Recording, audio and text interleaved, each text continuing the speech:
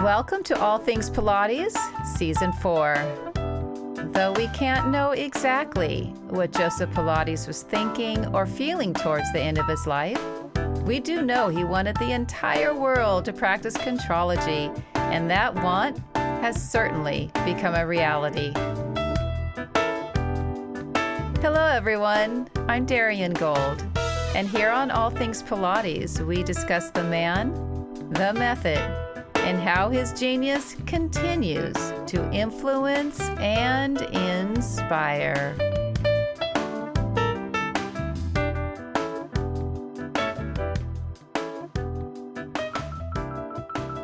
As promised, you will now hear part 2 of my interview with Eva Rincke, the author of the Joseph Pilates Biography. If you recall, in part 1, Eva shared her research of Joe during his childhood, all the way through to his internment on the Isle of Man. Today, Eva will talk about Joe Pilates and his new life in America. Welcome back to the show, Eva. Yeah, hello, good evening. It's great to be with you again. I'm really looking forward to be talking about this New York time of his life. Yes, now it's 1926. The previous year, 1925, he went to New York for the first time to see whether New York was going to be a better place, a better fit, the ability to help his method flourish. And a year later, 1926, he says goodbye to Germany for the last time. He's on a transatlantic liner heading back to New York City. And unbelievably, on the same liner is someone who will help steer and guide the rest of his life. And I'm sure there are a lot of listeners who know who we are referring to, but for those who don't know, who was this someone?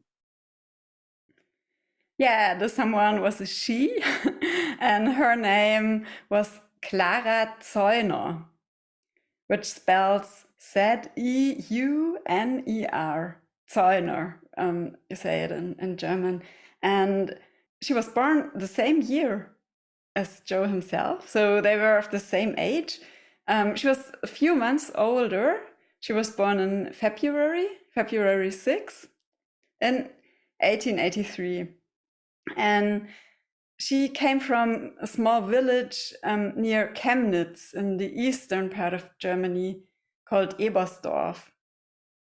And her experience, like, she came from a very similar background as Joe, because her family also had been moving from house to another place and to another house all the time. And she also had many siblings, and she was living with her family until her mother died in 1914. And then she was staying with her father. She was still living with her father, and they were moving to Kaiserslautern in the west of Germany. And there she was living with her father and some of her siblings. And on the ship statements, where you could put your occupation, she said she wrote household. So that's what she had been doing for the first 40 years of her life. She had been taking care of the household for her father. What are the odds, though, of two people meeting on their way to a foreign land? They're the same age, very similar upbringing.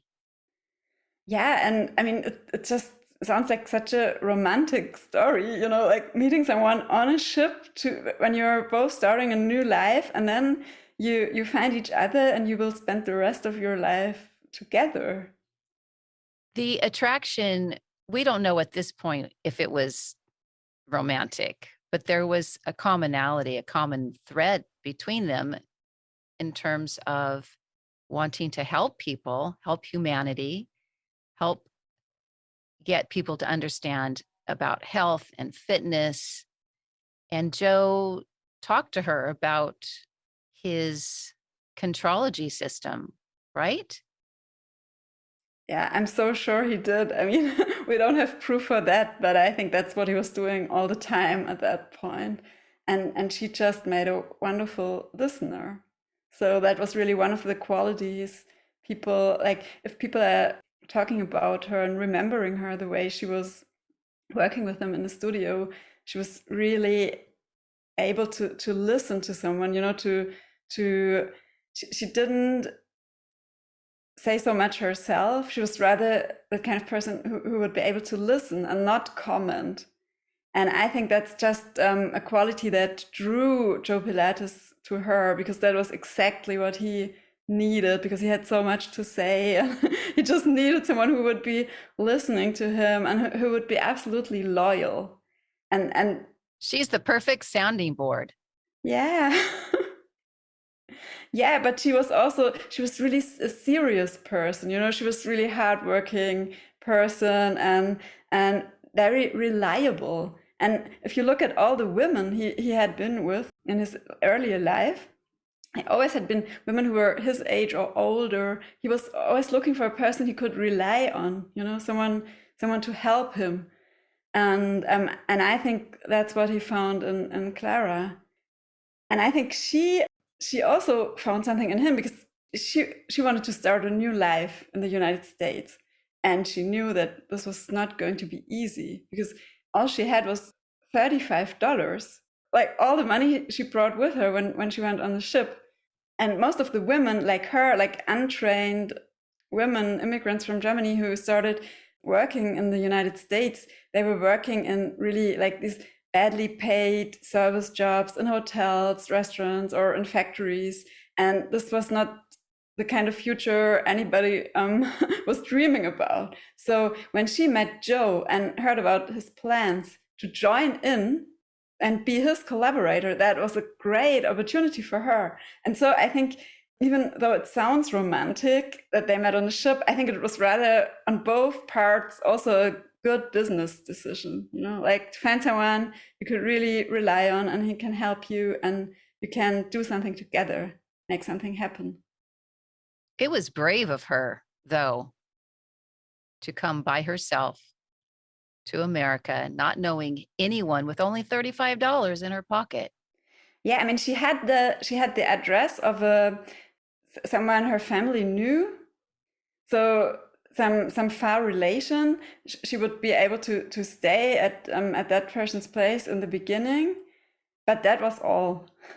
And yeah, and I think because it's so different from, like, if today, if you go to a new country and start a new life, many people will learn the language before that, or you somehow prepare for this. And but she didn't. She just went and risked it all. And yeah, that's really courageous. Very courageous. They get to New York City. How do they end up at 939 8th Avenue? When I was reading your book, I was thinking, did they look at other apartments or other living arrangements, or was it 939 8th Avenue right away? Well, we don't really know for sure about this period. Like, there's no written proof of different apartments Joe was looking at, but I'm sure he was looking at different places. And he had this one person who was helping him and who had convinced him to come to New York, Nat Fleischer, the boxing journalist.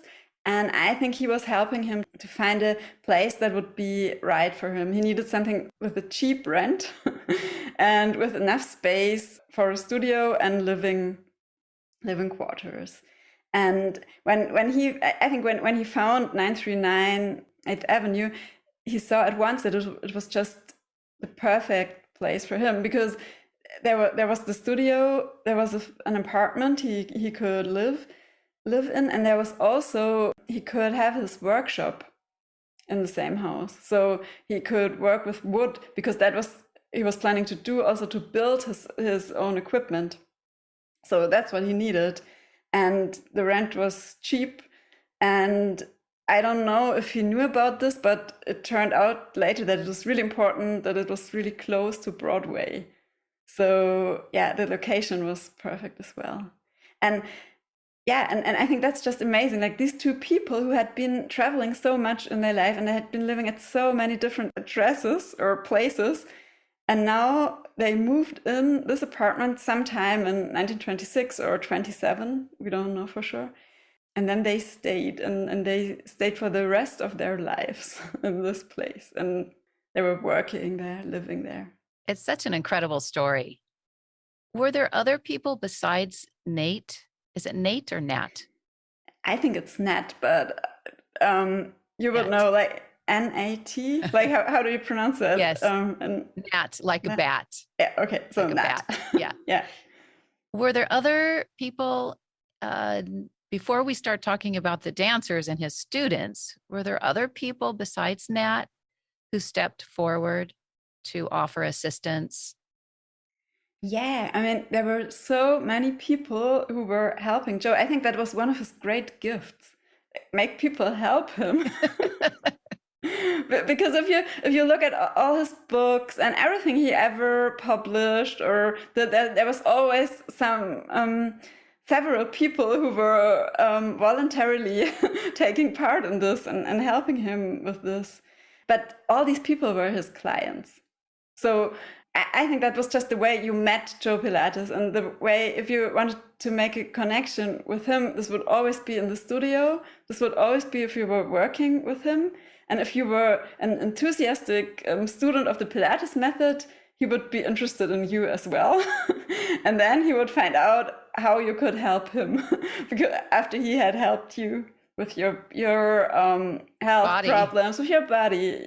And I think that's also why these people wanted to help him, because he had saved them. Like that was what one of these people, Hanya Holm, the choreographer and dancer, who sent so many people to the Pilates studio and helped him so much.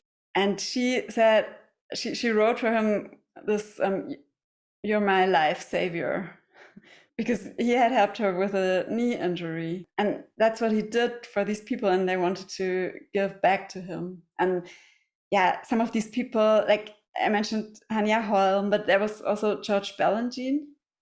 He sent Romana and many other dancers. There were dancers like Ruth and Dennis and Ted Shawn, who were really important. Then there was the photographer George Heuningen-Hühne, and he had been a photographer for Vogue back in France, and he took the pictures for Return to Life through Chondrology. So that's why these are great pictures in this book.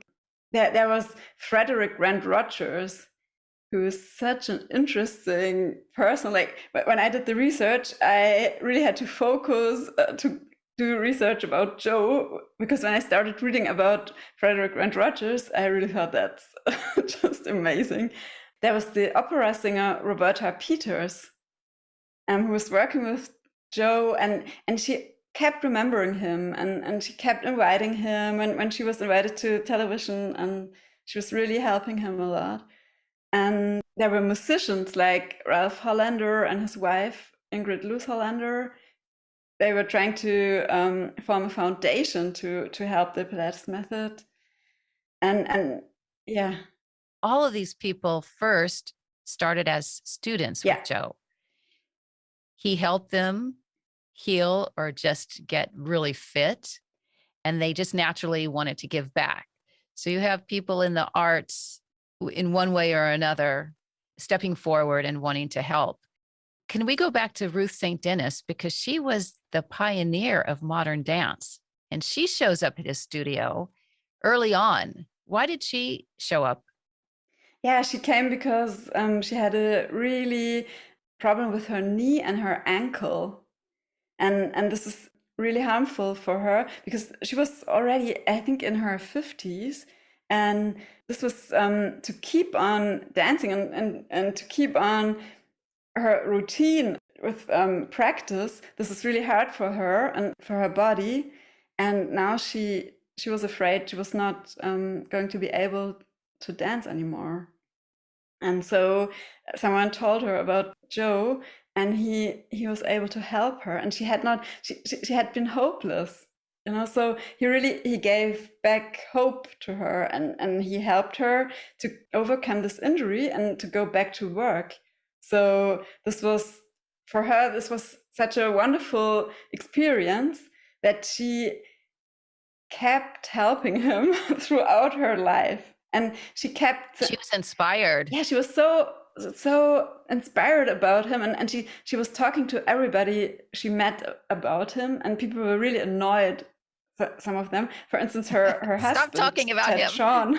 Yeah, he couldn't hear it anymore. There are several memories by him when he said, I couldn't hear it anymore. And then sometimes I just went just so that she would stop talking about it. And then he loved it. Isn't that crazy? Just as much as she did. I do remember way back when, I think we're talking late 1980s, early 1990s, you would hear people dismiss Pilates like it was something just for celebrities or just for dancers. It had that kind of energy around the method, which is completely not true. And then once somebody would start, then they can't shut up. They keep talking about it, and they want their friends and their family to have the same experience or a similar experience because it makes you feel so good. Yeah, absolutely. And I think just the coincidence that this happened to Ruth and Dennis was the reason why Pilates became associated so much with dance, because she was just so well connected in the dance community because of the school she and Techon were running, and the Denishon school, and so they knew everybody in dance, and she was telling everybody about it. So that's what brought in so many dancers in the studio. Eve Gentry was the first of the elders.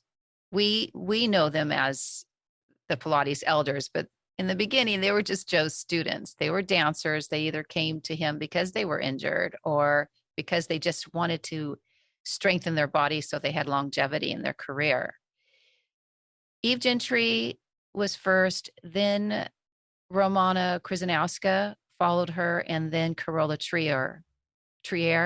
Those were the three, as we know them, Pilates elders to study with Joe. But what about Kathy Grant and Naja Corey, Ron Fletcher?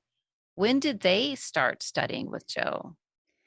Yeah, that's such an interesting question. Also, really difficult to answer because, I mean, one of the things about Joe was that he didn't keep records in a way that other people would do that in a studio. So it's really difficult to find out when someone was actually coming to the studio and how often.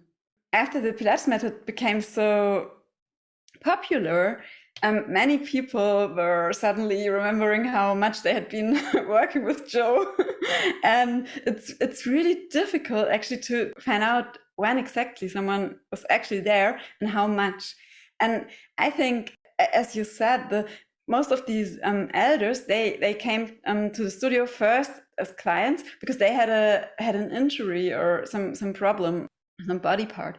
And most of them, they went there, they worked with Joe, and then it was better, and then they left. And at some later point, they came back because they got interested in the method more. Or got injured again. Or they got injured again and needed more of that. But many of them also later, they were thinking about that, and then they became interested and wanted to learn more about that. So I think Kathy Grant is a good example of this. She came in 53 because of a knee injury, but she was so in the dance world and had so many things to do, and she was traveling the world and like these interesting things she did, like she went to Africa and stuff, but she always kept coming back. Then she started working for Carola Trier as an assistant, and then she came back to Joe and got the certificate along with Lolita San Miguel. And later, and this was in 73, she took over the Bendel's Pilates studio, the Pilates studio at the Bendel's mall in New York. And so I think she's a good example because like in the beginning, it was her dancing career that was important for her. And Pilates was just a small part of that. And then later, she became more interested, and then it took a bigger part of her life, and then from in the 70s it became the center of her work, and I think that's how it was with almost all of them. You know, Yes. they kept Yes. in the beginning they kept changing between the worlds, and then at some point they focused on the Pilates It's a method. very natural transition. I think any dancer would tell you that. In your book, you describe a remarkable story of healing and transformation that involves Eve Gentry and her trust in Joe to help her with her mastectomy that she had had and she needed to heal. Can you share this story with our listeners?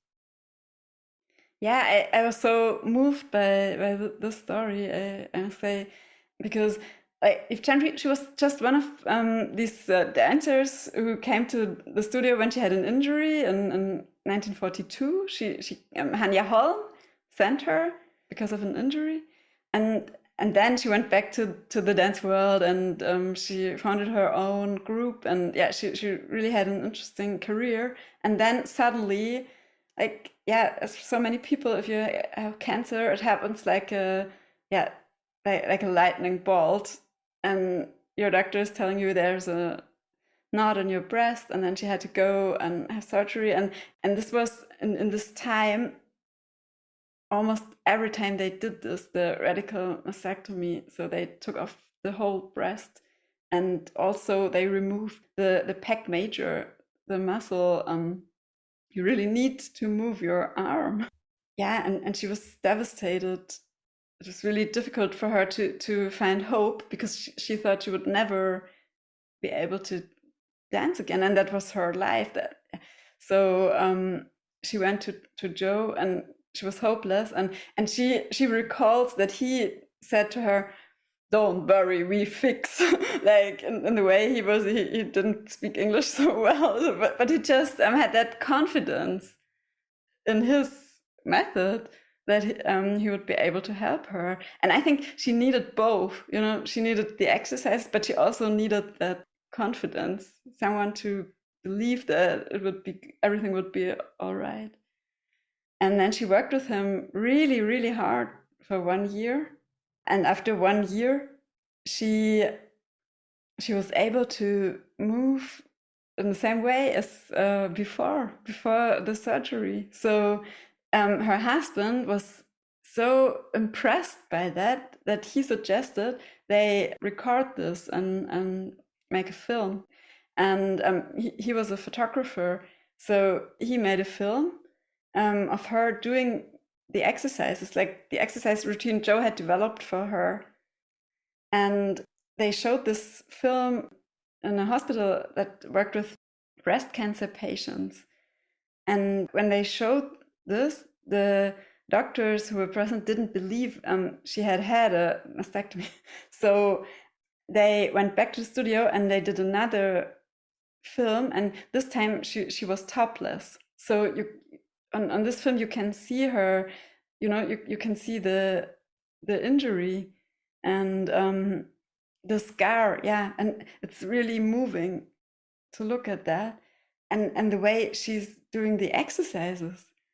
And they showed this film in the hospital, and the doctors were enthusiastic about this, and they say, "Oh, we have to do something together. We have to set up a program for our patients." And then it turned out that Joe Pilates didn't have medical training, so he never, he never went to the university. He didn't have a degree at all, like not even as a nurse, or so there was no medical degree, and they couldn't risk it, yeah, because of liability. So they couldn't work with him, and this was really very painful for him. Yes, his life's work. And he knew he was right all along. And he wanted to help so much. I mean, he knew that his method was had the potential to help people in this situation, and he wanted to help, and yeah, it wasn't possible. Yes, and in the book we won't talk about it now, but you really get a sense of his despair and his hopelessness. He gave hope to all of the people who came to study with him. And he was denied that hope himself because unless he had lots of letters behind his name, nobody was going to take him seriously. He was so far ahead of anything. Let's go ahead a little forward into the book. So Joe passes away in 1967, and Clara takes the reins and is responsible for running the studio. Do you know how she handled this? Yeah, I mean, this was a really difficult situation for Clara because she had been living Joe's life for 40 years. She had been sharing his dreams, his work, and everything. And to her, the possibility that he would die had not occurred. They were both convinced that she would die first because she was the one who had health problems.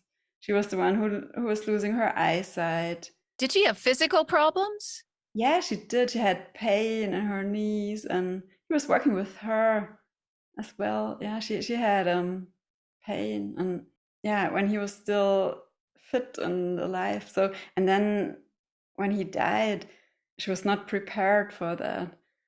And also, I mean, she was 84 when he died, and this is an age usually people don't have to work at that age.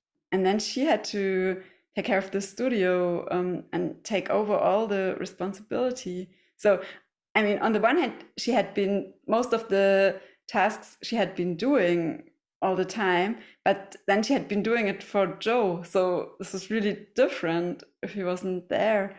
Also, like during the last years of his life, both Joe and Clara, they had retreated a little. I mean, most of the daily work in the studio had been like Hannah and John Winters and Romana had been working there a lot, and different assistants. So Joe and Clara had not been there all the time as they had been in earlier years. So now this was really difficult for her because her strength was going down. Yeah.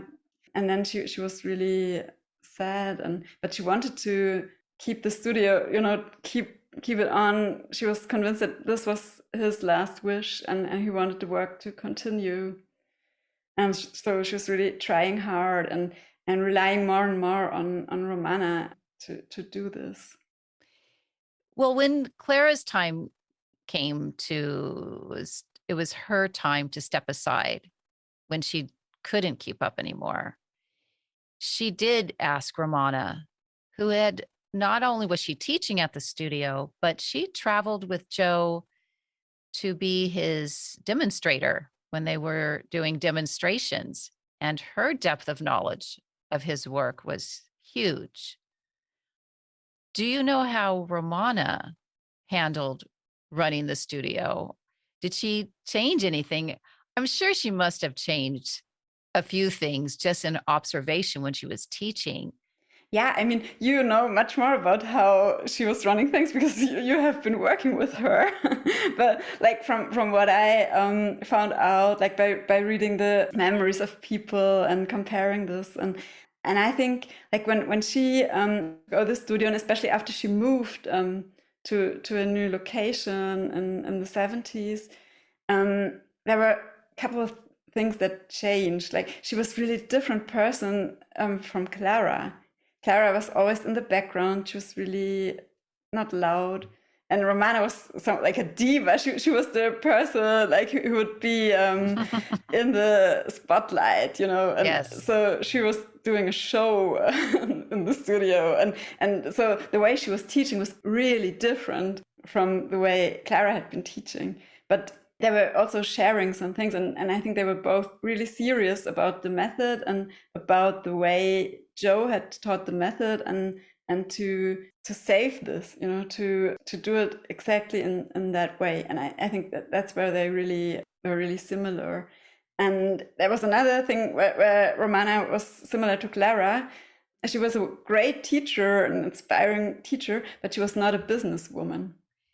So she never managed to run the studio in a way that she would make a profit. And she just didn't have the, I don't know, she was not able to do it. So she always wanted to rely on someone else to help her. And so she never really became independent as a businesswoman as other elders did, like Carola Trier or Eve Gentry. They were also able to, run a business, or Ron Fletcher, for instance. She was an artist, 100%. Yeah, and I mean, I understand her so well. I mean, I'm also like that. I never care so much about the money side of things, and then in the end, you're just working, and you think, oh, okay, I didn't earn anything, but well, no matter, I just go on. Somehow things will be fine. And I think that was just her, the way she did that, and I mean, I like that.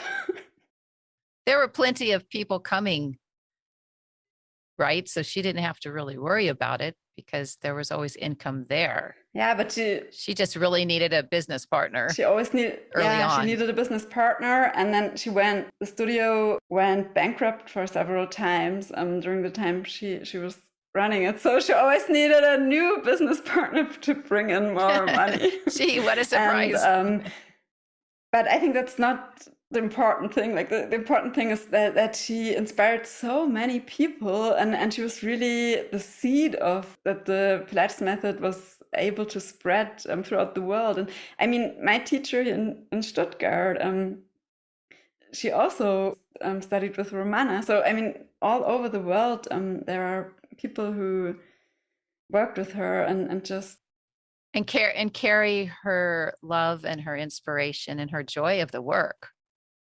Yeah, she really, spread the love for the Pilates method. Jonathan Winters and Hannah, what was her last name? Sukumar. Well, yeah, there are several versions of her name, like Sakamirda, Sakamirska, and I was not able to find her, like to find some document of her and to find out even what her name was. She's the mystery girl. Yeah, a really mysterious woman, because she was always there. Like, people remember that she was always there, really important person in the studio. But it's we know almost nothing about her, and she disappeared when Romana moved the studio to another location. Then she didn't follow. She didn't follow, and there's some stories that she got married and moved. And what about Jonathan Winters? Somewhere else. Yeah, John Winters, I also didn't find out much about him, but I have to admit I didn't dig very very deeply. So because there are so many people who were important for the Pilates studio at some point. This was really difficult when doing research to focus on Joe, because there are so many interesting people as well who worked with him, and get distracted a lot. Sure. Moving even more forward into your book, actually, it's towards the end of your book.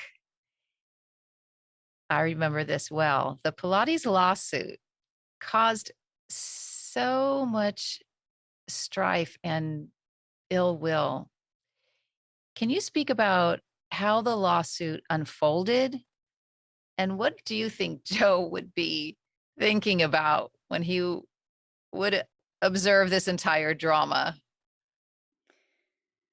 Yeah, I mean, when I was reading about this, I really thought this was so sad, because this would always also be the end of the book, and then everything ends in front of a judge.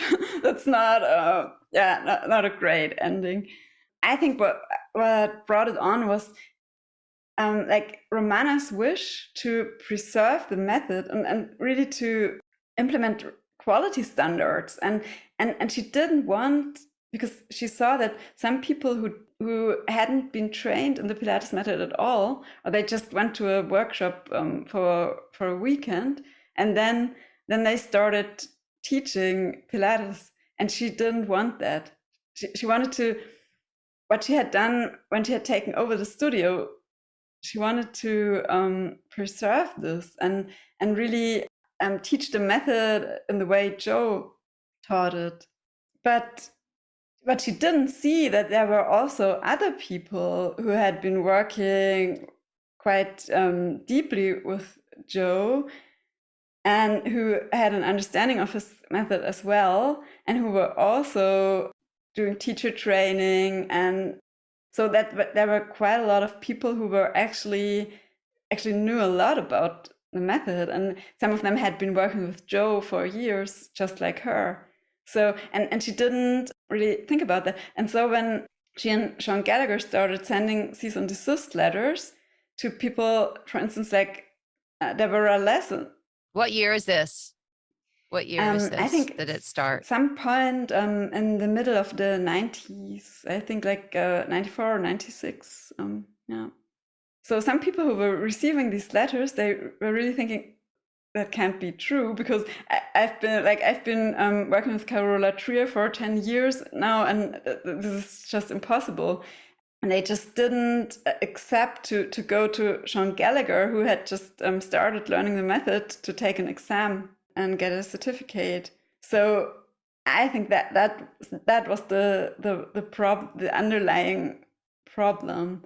And then when it went court to the court, went to trial. Went to trial. The judge decided that the term Pilates was generic, so it was not possible to have a trademark Pilates. And now, so that outcome was tragic, because this made it impossible what Romana had been wishing for, and other people also, because other people also had wanted to save the Pilates method and have quality standards. This was really a tragic outcome. But on the other hand, I think there was also good things which started after the trial. So there was the Pilates Method Alliance was founded, and they have actually done that. And they have found a way to establish these standards. And they have also found a way to reunite the Pilates community, at least superficially. So yes, that's an operative word, superficially. So when I think what Joe would have been thinking about that, I think he would have been in the trial. That would be exactly the way he would handle things, like to sue people if he had enough money to do that. He would have done that. But I think he might also be happy with the outcome, in the sense that now people all around the world know his method, practice his method. They have great teachers who really know a lot about it. And I mean, that was his dream. And it actually came true, even like it was several years after his death, but it came true. And I think that that's the thing that matters the most. Yes, that the world is practicing contrology, as he saw back in 1920 or something. Yeah, it's like 100 years. Exactly. Thank you so much for your time again today, and for sharing more about Joe's incredible life story. Like I said in the first interview, people who are listening who do not have your book, I highly recommend it again and again. It's such an adventure. You really do. You draw the reader in. You're offering a 10% discount for all Things Pilates listeners. The code is All Things Pilates 20. Curious if you are working on any new projects. Yeah, I do. But I actually went back further in time, and at the moment I'm working on a project about the year 1700. They found something, and they thought it was unicorn horn. So they didn't know what it was. And many years later, it turned out that these were mammoth, the teeth of mammoths. I'm really interested in this subject. It's something completely different, but yeah, I'm just a very curious person. And when I found out about this, I wanted to know more about this. So right now I'm working on a book about this incident. That sounds fascinating. Yeah, and I also like, if it's okay for you and if you have a little more time, I would love to ask you some questions as well, because I found out, yeah, you were also part of Pilates history.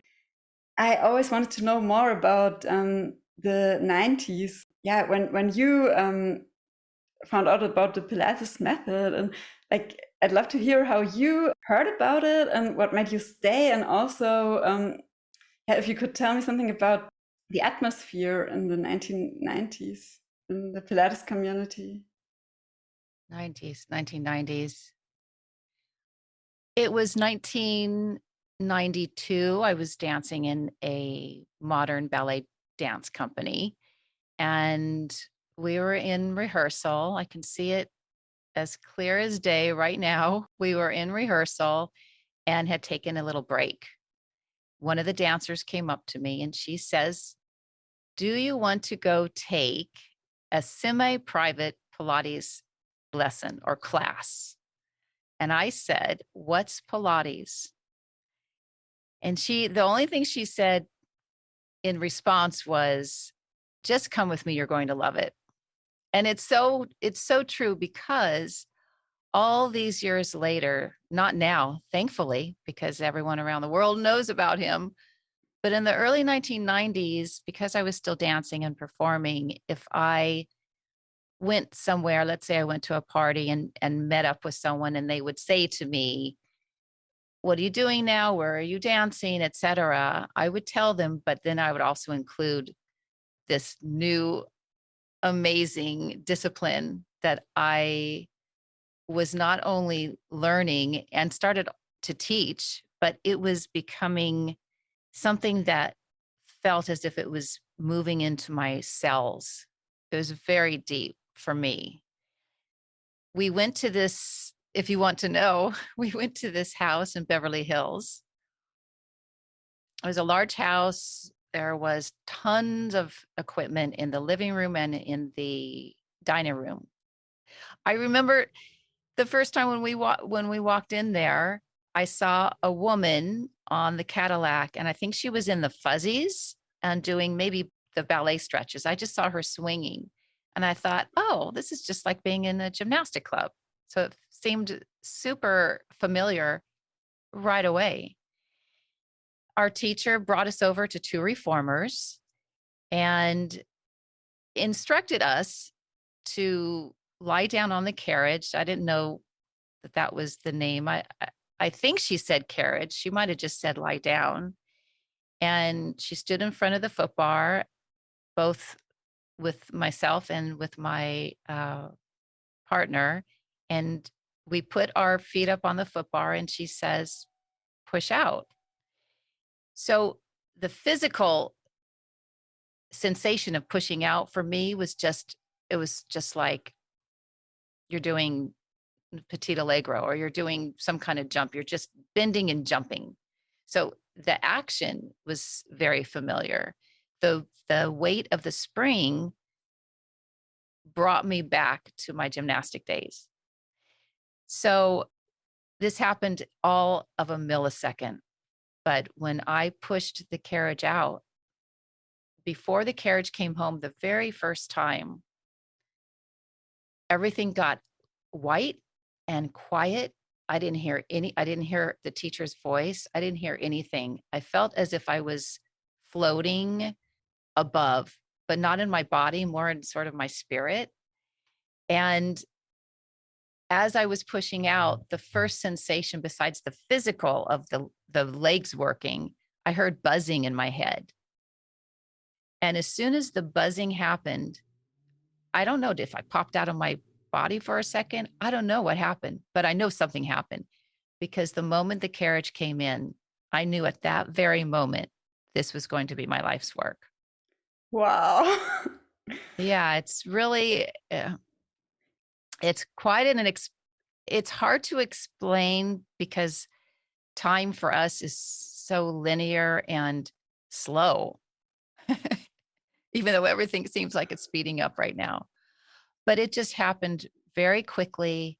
I marveled at the fact that I could even sense what was happening, and I definitely didn't hear anything, and I could feel floating, and I could feel white, sort of cloud-ish sensations around me.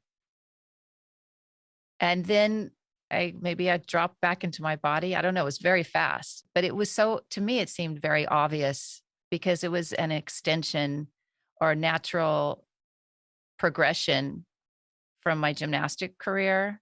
I trained really hard almost every day for 6 years, and I competed, and I there was a lot of density in the training. It was very hardcore and unapologetic. And then an 18-year dance career, which sort of refined me and softened me in certain ways. So that when I started learning the Pilates method and then teaching it soon after, it just, I didn't really need someone to actually show me or tell me how to do it because my body already knew. Wow, this is so interesting. I'm so happy you're sharing that. Yeah. Yeah. And then you really knew you were going to learn more about this, and you wanted to do it. You just wanted to. Well, I was still dancing. I was still dancing. I was still performing, but I was just utterly intrigued and mesmerized by not only what I was actually experiencing in the body, maybe it was just calling me back to my gymnastic days and how powerful I was and felt. And then having the more of the technical understanding about biomechanics with my dancing, and also had a 10-year yoga practice. So it was like a culmination of everything. And when I started teaching my students, who I'd already been teaching uh, weight training, aerobics, stretch classes, this was in 92 or, yeah, about 92. I started teaching pretty soon after. It just sort of brought everything together to a focal point. And like many people have said on this show, and just if you talk to them, you fall in love with it. You literally fall in love with it and his vision. Wow, yeah. I mean, that's just wonderful to hear how you describe it. Thank Yeah, you. it's such an emotional Very, it experience. was very, when I talk about it, I still get chills because I know that what happened that very first lesson, the very first repetition of footwork, I know that was real because I have had other psychic phenomena happen to me and I'm aware of. So I didn't freak out or I didn't think it didn't happen. But the fact that it did happen, I listened. And I knew that if something on such a high level was calling me, that I needed to be still in my spirit and answer. So that's why I do feel like this podcast is a way that I can continue the love that I have for this work to help others by introducing like you and other guests to my listening audience because everybody has a different experience and point of view, and yet we're in our heart we're all touched. That's a great source of where your happiness is. And if we had that kind of peace through Pilates, that the old guard in terms of war, all of that, it just feels as it's the time is done and we have to move through the planet with a sense of humanity. And that's what Joe brought us. Yeah, so because I had been planning to ask you what is your vision of how the Pilates method will develop. I think that his work will continue. I think it will continue. I think Pilates inspired movement will continue. I think the original archival traditional work will continue because there are many of us who feel desperate to preserve his original vision. And I do think because there are so many very creative thinkers and movement specialists who are taking his work into some other realms, both of them will coexist. And one day I do see his vision being fully realized, which is hospitals and for sure schools. Because I was just reading recently that childhood obesity in America is almost 20%. That's crazy. Children need to exercise. Children need to release all of that child energy that is just in them. They can, when they get to be an adult, that energy changes and you slow down. But right now, we need to set healthy patterns. And that's what he talked about in his book, Return to Life Through Contrology. It was so much about the children. The children are our future, but we can't have sick children as our future. So I do think that once the work is embraced in the school systems and in hospitals, as if there might be a Pilates wing or a department in all hospitals, in the rehab, even if there's not a rehab area, that they create it because his work is so powerful. And using Eve Gentry and the footage as a perfect example of what is possible. And now, because we know so much more about how the body functions from connective tissue out, we have more to offer. And then Joe can maybe rest finally. That sounds great. I'm looking forward to this. Yes, me too. Me too. Thank you. Thank you again, Eva. It was fantastic connecting with you for a second time. And everyone, please get her book if you don't have it. It's so full of detail, and it really is, you're stepping into an adventure. Yeah, and I think the podcast is also a great way to share like some of the other parts, yeah, which also belong to it. Thank you. Thank you, and have a great day. All Things Pilates is produced, edited, and hosted by me, Darian Gold. Mastered audio mix by Fabian Romero. Theme music, Soul Blues Piano Shuffle by Boom Zoom. As you've learned from Eva's interviews, Joe began his fitness destiny initially with gymnastics. I too began the same way. I trained very hard, and like Joe, I was drawn to sharing my gymnastics knowledge and passion early on. In fact, I was a mere 14-year-old, and my very first private student was 7. Her parents hired me to help their daughter gain more strength and confidence.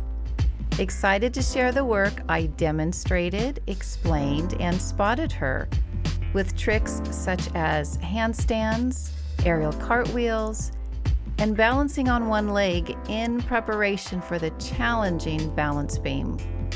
I've taught alignment, rhythm, and body control ever since. To me, teaching is a gift, and I honor this gift by continuing to develop not just my technical abilities, but my observational, vocabulary, and communication skills. Proper technique has always been the foundation of my practice, and if you are a student of mine, you know this to be true. I'm taking a moment to shine the light I usually bestow on others on myself. I'm always available to guest teach at a workshop or conference, or my all-time favorite thing, to guide young athletes and dancers. If you happen to know anyone who would welcome my skill set, please make a note of my website, dariangold.com. You can also find me on Instagram at Studio Darian Pilates and Facebook, Darian Gold. As always, I remain in awe of Joe's work, and I look forward to being with you in a couple of weeks on another episode of All Things Pilates.